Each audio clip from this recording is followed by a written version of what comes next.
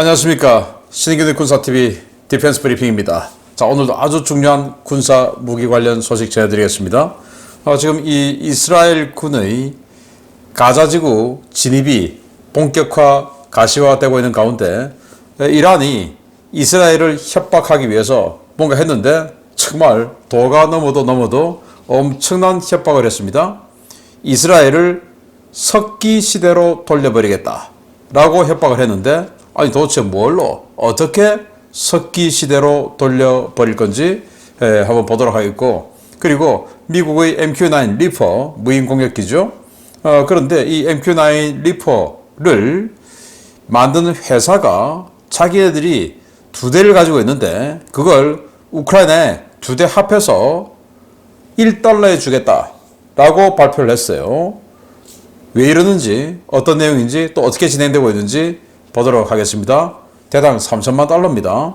그런데 무장, 스페어 파츠 다 합해서니까 대당 $7,000,000-8,000,000 되는 거죠. 그걸 두 대를 $1 준다. 그런데 어떻게 되는지 보겠습니다. 자, 단신 5개 먼저 보고 가겠습니다.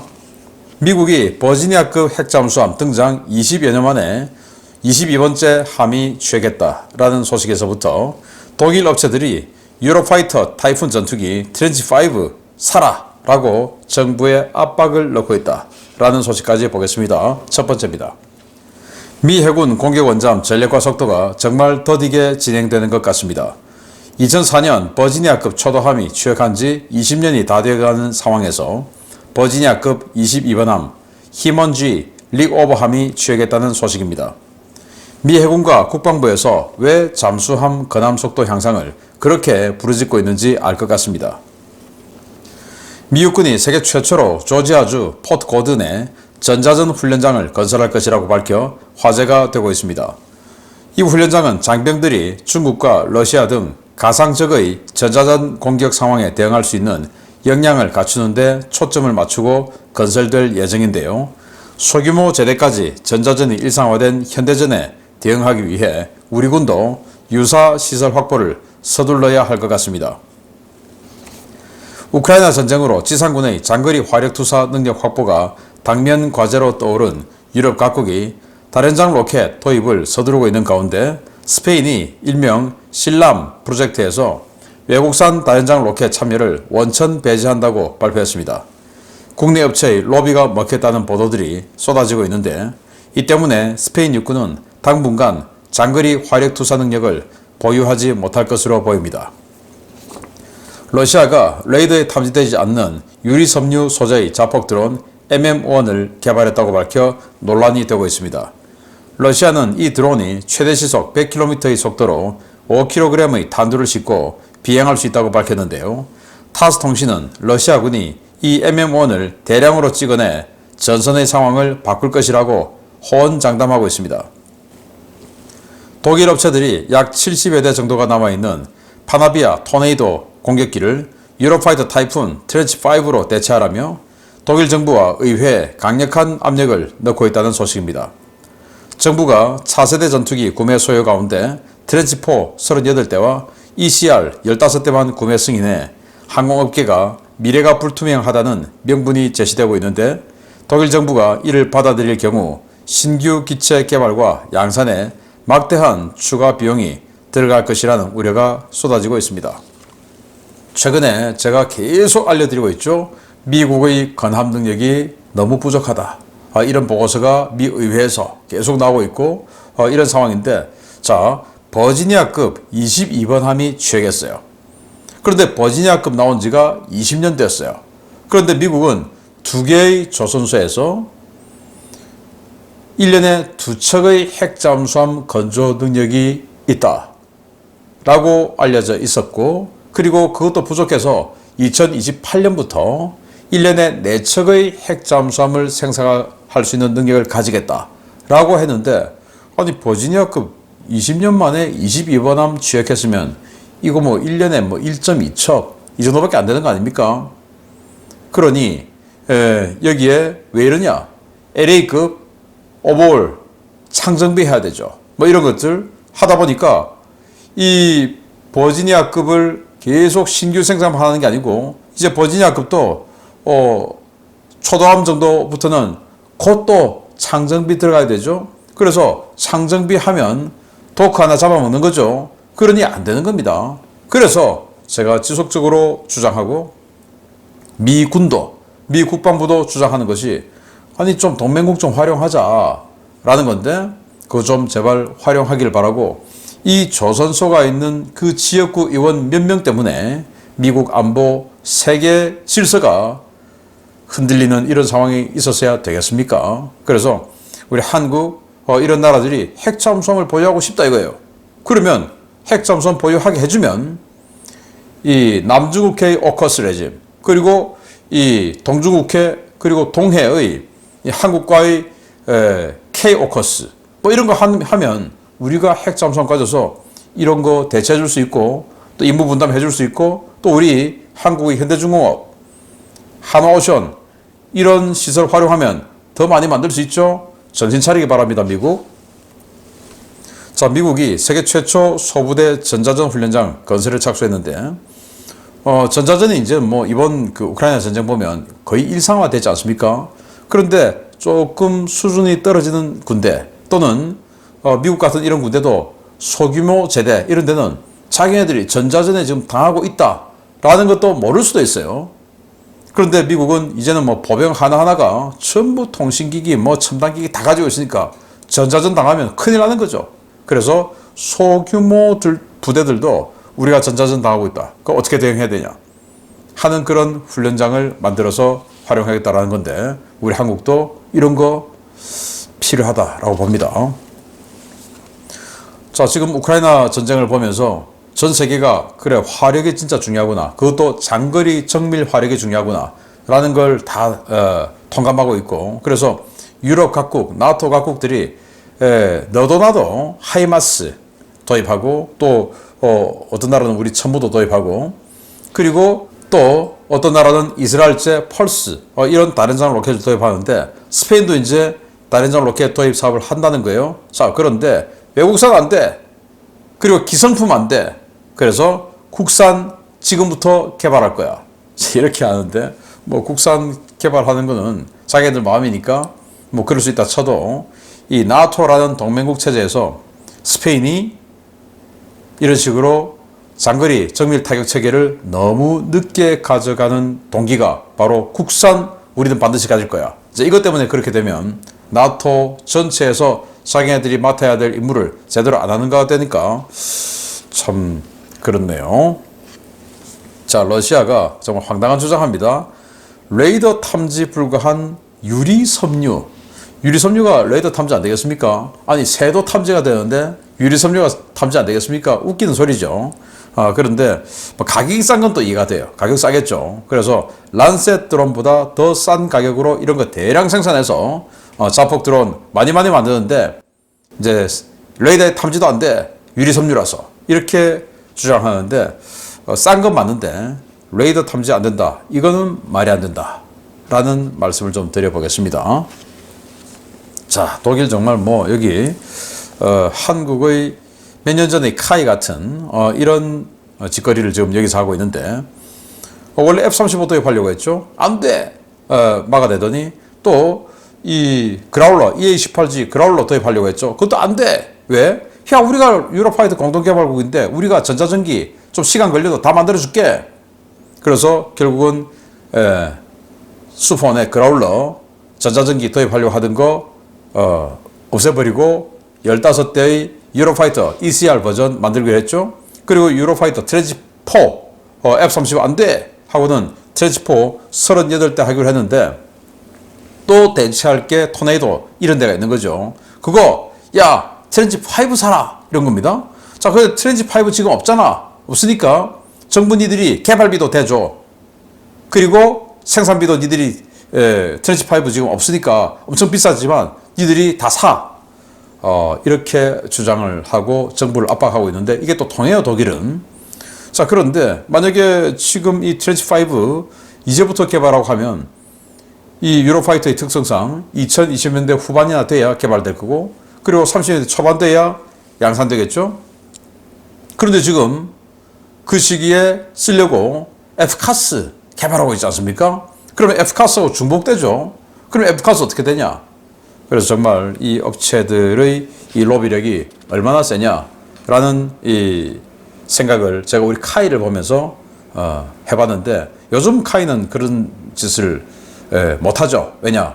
청와대 수석급이 사장이 아니니까. 그런데 여기는 그냥 지역 정치인들 이렇게 동원해서 어마어마하게 정권에 대한 푸시를 해서 또 이뤄냅니다. 방산업체의 이익이 국가안보보다 더 앞서서는 안 된다라는 생각을 유로파이터를 보면서 항상 해봅니다. 자, 주요 소식 첫 번째입니다. MQ-9 리퍼로 유명한 미국의 드론 제작업체 제너럴 아토믹스 에어로노티컬 시스템즈가 우크라이나에 파격적인 원조 제안을 했다는 소식입니다. 사실상 공짜로 리퍼 2대를 주겠다는 제안인데 미 국방부의 강력한 반대로 협상이 난항을 겪고 있습니다. 미국 제너럴 아토믹스가 우크라이나에 자사 보유 리퍼 2대를 1달러에 판매하는 방안을 제안했으며, 이와 관련한 협상이 진행되었지만 미 국방부의 반대로 협상이 난항을 겪고 있다고 사측이 10월 15일 밝혔습니다. 사측은 회사 보유분 MQ-9 리퍼 2대와 스페어 파츠, 기술 지원과 원격 제어 시스템 등을 포함하는 제반 패키지를 우크라이나에 1달러에 판매하는 방안이 논의됐다라며 현재 국방부로부터 승인을 받기 위해 노력 중이라고 밝혔습니다. 순수 기체 가격이 대당 3천만 달러가 넘는 리퍼를 사실상 무상으로 제공하겠다는 제너럴 아토믹스의 제안은 드론 경쟁업체인 튀르키예의 바이락타르 마케팅을 의식한 것으로 보이는데요. 제너럴 아토믹스는 우크라이나에 여러 대의 드론을 무상 제공하고 실전 데이터는 물론 확실한 판촉 효과를 얻는 바이락타르의 사례를 따라가기 위해 이번 제안을 한 것으로 전해졌습니다. 사측은 리퍼의 판매를 국방부가 불허해왔고 이 결정을 뒤집기 위해 많은 노력을 하고 있다라며 F-16 공여가 결정된 마당에 리퍼를 공급해서는 안 된다라는 국방부 논리는 설득력이 떨어진다라고 지적했습니다. 사측은 미 국방부의 승인이 떨어지는 대로 리퍼를 우크라이나에 보내 현지에서 운용 요원 교육을 시작하고 최단 기간 내에 실전에 투입하겠다는 방침인데요. 과연 미 국방부가 현용 장비인 리퍼의 우크라이나 반출을 이번 전쟁이 끝나기 전에 승인할지 지켜봐야겠습니다. 네, 리퍼 대당 3천만 달러가 넘는 무인 공격기, 리퍼를 스페어 파츠, 여유 부품 이거 다 포함해서 2대 패키지에 1달러에 팔겠다. 그거 우리 회사가 가지고 있는 거, 그거 회사 창고에 넣어놓으면 뭐하냐, 이거 그냥 우크라이나 주겠다라는 건데, 문제는 국방부가 반대를 해요. 국방부는 왜 반대하냐? 아니 지금 이게 미군 현용 장비인데 이게 전선에 들어가서 혹시나 노획이라도 당하면 이거 좀 문제 있지 않느냐? 자, 이런 거고, 또 미 국방부가 오케이 해야 그 다음에 미 국무부가 또 오케이를 해야 되고, 또 그 이후에 미 의회가 오케이를 해야 되는데 참 이 과정이 복잡하죠. 그런데 그 첫 단계인 국방부에서 덜커덕 걸려서 안 된다라는 건데, 제너럴 아토믹스는 아니 F-16도 현용 장비인데 F-16도 가는데 이게 뭐라고? 자, 이렇게 주장을 하고 있는데, 그러면 여기는 왜 이렇게 2대의 이 고가치 자산을 단 1달러에 주고 싶어서 안달이 나 있냐라는 건데요. 뭐냐면은 이 튀르키예가 이번 우크라이나 전쟁 초기에 작년 2월 달에 바이락타르 TB2 무인기를 제공해줬고, 또 그 이전에 몇 대 팔은 게 있었고, 그거 가지고 완전히 빅히트를 쳤죠. 그래서 무인기, 그럼 바이락타르 괜찮지? 라는 이미지가 확 생긴 거예요. 그리고 바이락타르 TB2 무인기 엄청 팔았죠. 그리고 거기서 TB3 만들고 아킨시 만들었는데 이제 또 아킨시를 주겠다라는 거예요.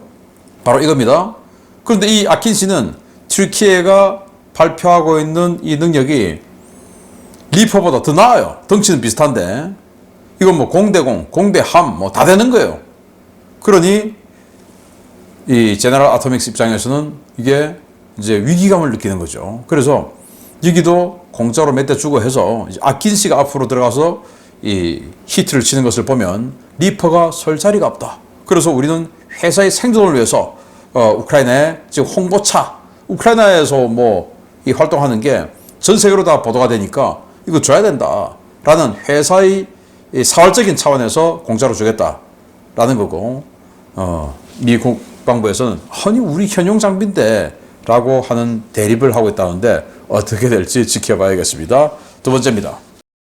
이스라엘이 가자 지구에 진입하면 참전하겠다며 사실상 이스라엘의 예비 선전 보고를 한 이란이 이스라엘 핵시설을 공습하는 선전물을 공개해 파문이 일고 있습니다. 여차하면 드론으로 이스라엘 핵시설을 파괴하겠다는 것인데 이란 당국자들 정말 그게 가능할 것이라고 생각하는 모양입니다. 이란은 2000km 이상을 날아갈 수 있는 첨단 고성능 드론을 보유하고 있으며 이스라엘 남부 네게브 사막에 있는 이스라엘 핵시설은 이 드론의 공습 대상이 될 수 있다고 이란 관영 매체들이 잇따라 보도했습니다. 호세인 아미르 압돌라히안 외무장관의 레바논 방문 일정에 맞춰 나온 이번 선전의 주인공은 이란이 미국의 MQ-9 리퍼를 역설계 개발한 모아제르-10 드론인데요. 이 드론은 지난 8월 처음 공개된 최신 드론으로 이란 혁명수비대에 최근 배치되기 시작한 기종입니다.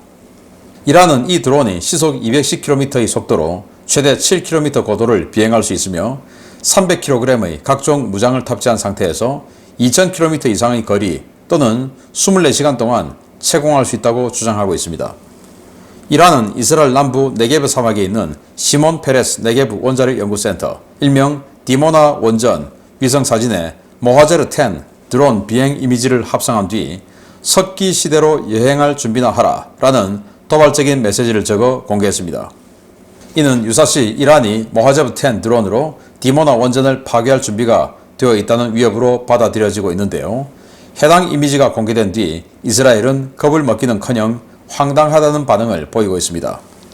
이란 드론이 이스라엘을 공격하려면 요르단 영공을 반드시 통과해야 하는데요. 시속 200km급 저속 드론인 모하제르-10이 요르단 공군의 방공망을 통과해 이스라엘 영공에 진입할 수 있을 가능성은 사실상 제로에 가깝습니다. 요르단이 영공을 개방해 이란 드론의 비행을 돕는다고 해도 모하제르 드론으로 이스라엘 방공망을 극복하거나 원전 외벽을 파괴하는 것은 사실상 불가능한데요. 매번 선전 자료를 내놓고 망신만 당하는 이란, 도대체 언제쯤 정신을 차릴지 모르겠습니다. 네, 아까 MQ-9 리퍼 했는데 그 MQ-9을 뺏긴 짝퉁 이란제 드론이에요. 이거 가지고 이스라엘의 핵시설을 초토화시켜버리겠다 라고 하는데 자, 이게 이제 관영선전 매체에서 한 이미지입니다. 자, 여기 위에 히브리어 그리고 아래 아랍어인데 히브리어를 위에다가 해놨다라고 하는 것은 히브리어가 우선이다 그 말이죠. 그 말은 이스라엘인들이 이거 보는 게 우선이다 이 말이 되겠죠. 여기다가 뭐라고 적어놨냐, 석기 시대로 여행할 준비나 해라 라고 하며 이 이란 드론이 하늘을 쫙 비행하고 그 아래에 디모나 이 핵시설 원전 연구단지가 여기 있는 겁니다. 그러니까 이 드론으로 파괴시켜버리겠다. 그러면 니들 이거 핵물질 잔뜩 나와가지고 석기시대 되는 거 아니냐. 자, 이 소리인데 황당한 거죠. 왜냐? 자, 이 드론입니다. 여기는 뭐 해봐야 정체를 알 수 없는 뭐 헬파이어 짝퉁 뭐 이런 거 있는데 이 헬파이어 짝퉁 이런 거 해봐야 사거리 한 10km, 뭐 길어봐 한 20km, 또 이 정도 미사일 가지고 원전 외벽을 부술 수 있는 가능성은 거의 없죠. 무엇보다도 이게 시속 200km 정도 되는데 자기네들 주장으로는 그 200km짜리를 가지고 이 요르단을 관통해서 가야 되는데 왜냐? 네게브 사막 여기 있어요. 여기 뭐 저 골란고원 쪽이라든지 이러면은 자기네들 통제가 되는 시리아 쪽으로 들어가면 되는데 여기는 요르단 입구에 있어요. 그러니까 요르단을 관통해서 가야 되는데 요르단은 아시다시피 친미 국가죠. 요르단이 영공을 개방해 줄 리도 없고 이 200km짜리 가지고 요르단 상공을 관통할 가능성은 거의 없는데 또 된다 쳐도 이 원전이기 때문에 원자력 연구단지 여기서 핵 무기 만들고 하는 데인데 얼마나 방공을 철저히 해놨겠습니까? 에로 3 그리고 에로 2 데이비드 슬링 팩3 아이언돔 해서 거의 뭐 5층 방공 체제를 구축해 놓은 여기에 200km짜리 덩치 큰 무인기 보내서 헬파이어 같은 대전차 미사일 쏴서 원자력 연구단지를 파괴한다고요? 이게 무슨 뭐 1980년 이스라엘이 이라크의 오시라크 원전단지 원자력 연구단지 깨부술 때 그때는 2000파운드 폭탄 내려 꽂아버렸죠. 제가 작전명 오페라, 그래서 항공전에 올려놓았던데, 제가 오늘 또 말씀 나온 김에 다시 올려드리겠습니다. 작전명 오페라. 그건 이 이라크의 오시라크 원자력 발전소를 이스라엘 공군이 2,000파운드 폭탄으로 폭격하던 작전이고, 또 작전명 소프트 멜로디, 벌써 이제 100만 조회가 넘었는데, 그거는 시리아 이 핵시설을, 비밀 핵시설을 북한 기술자들이 도와줘서 만들고 있던 비밀 핵시설을 또 이스라엘 공군이 가서 2,000파운드 폭탄으로 파괴시킨 그 작전이죠. 두 개 다 제가 연결해 드리겠는데 한번 보십시오. 재밌습니다.